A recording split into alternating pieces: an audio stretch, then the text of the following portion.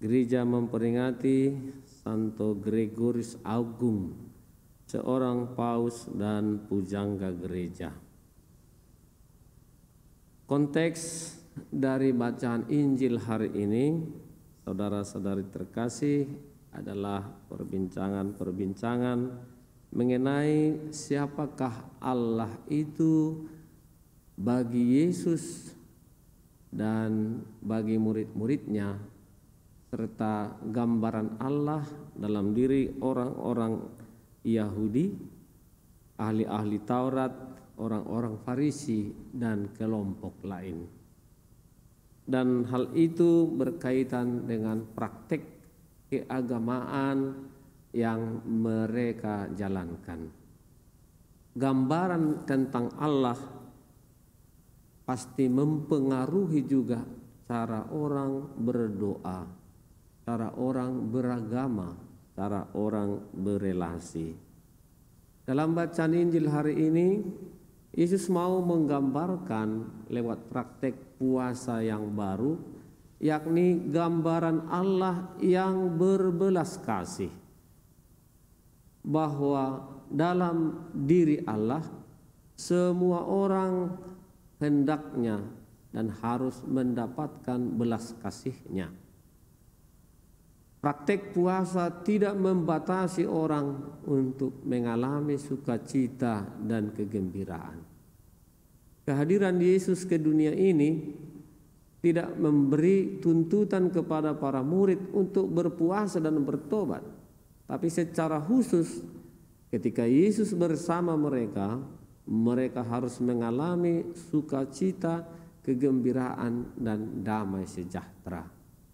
Bahwa sesungguhnya semua praktek-praktek puasa yang ada, praktek keagamaan, praktek apapun namanya, semuanya harus sampai pada satu tujuan, yakni kegembiraan bersama dengan Tuhan. Nah, saudara-saudari terkasih, mengapa praktik puasa yang diajarkan Yesus berbeda dengan yang diajarkan oleh ahli Taurat dan orang-orang Farisi? Seperti disampaikan tadi, bahwa Yesus mau memperkenalkan Allah yang berbeda, Allah yang mengundang semua orang hidup bersama dengan Dia dalam kegembiraan. Gambaran inilah yang mengubah praktek hidup keagamaan, bahkan mengajar para murid dalam relasi mereka terhadap orang-orang berdosa. Mereka dipanggil untuk terbuka, seperti Yesus sendiri makan bersama, duduk bersama, bercerita, berbagi, mendengarkan keluh kesah mereka. Jadi semua orang dianggap bernilai, semua orang dihargai, semua orang dianggap penting.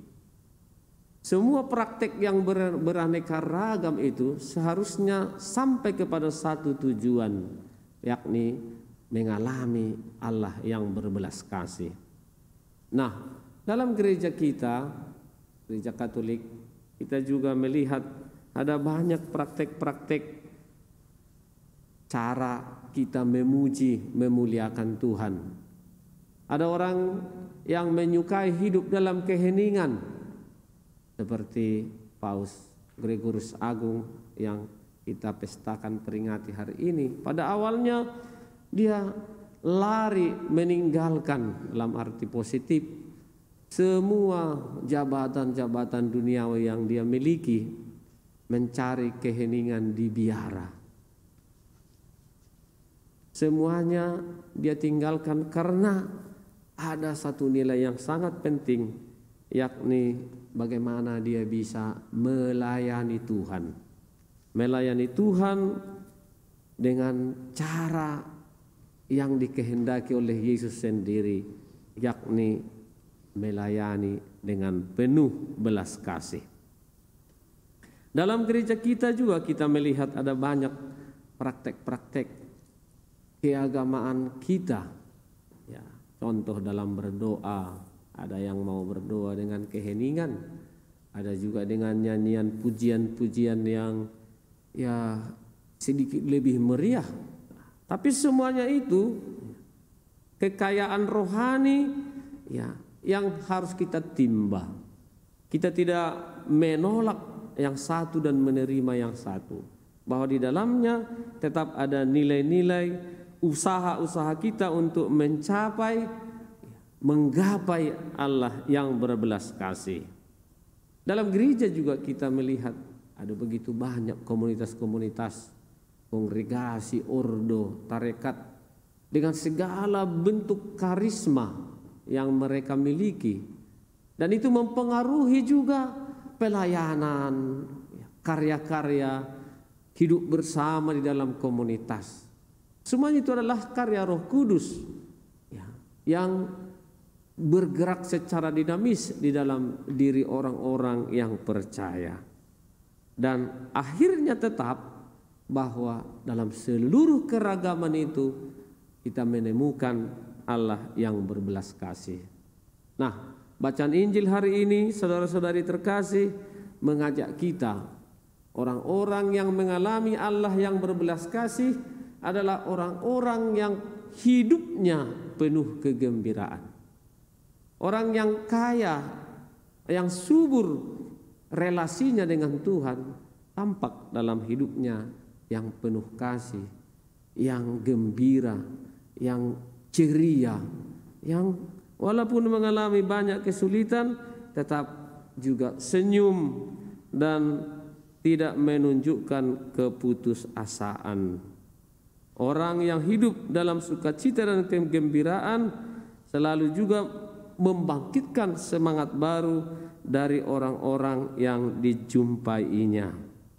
Sikap menimba kekayaan rohani dari semua keragaman itu menjadikan kita satu kekuatan, satu kelompok yang dicintai, diperhitungkan, dan juga selalu didambakan orang. Dalam keragaman kita mengalami tidak ada yang lebih baik, lebih bernilai satu dibanding yang lain. Semua itu adalah cara dan gaya kita untuk mencapai Allah yang berbelas kasih.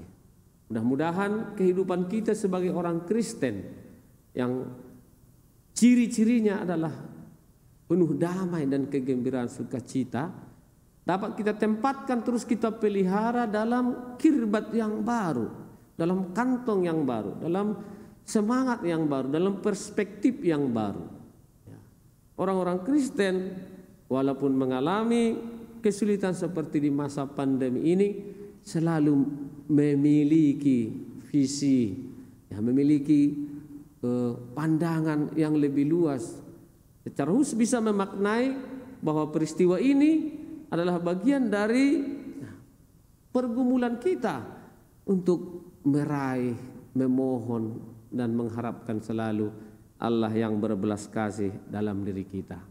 Semoga sabda Tuhan yang kita dengar menjadi anggur baru yang selalu menghangatkan, memberi kita kehangatan, mengobarkan semangat kita, bukan memabukkan, membuat kita pusing, tapi membuat darah kita mengalir dengan baik, semangat kita pun bertumbuh dan berkembang, dan kita simpan di dalam hati dan kita tumbuh kembangkan sehingga berbuah dalam kehidupan nyata sehari-hari.